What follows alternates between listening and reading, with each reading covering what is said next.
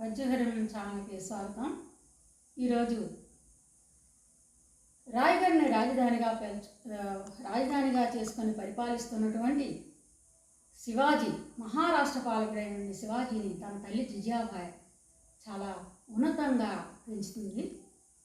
ఒకరోజు తన సేనాని అయినటువంటి వ్యక్తి రాణివాసపు శ్రేణిని, కళ్యాణదుర్గపు రాణివాసపు శ్రేణిని బందీగా తీసుకొని వచ్చిన సందర్భంలో అట్లా చేయడం తప్పని అతన్ని అప్పాజీ సోందేవ్ని గర్జించి అంటే మందలించినటువంటి సందర్భంలో పద్యమిది.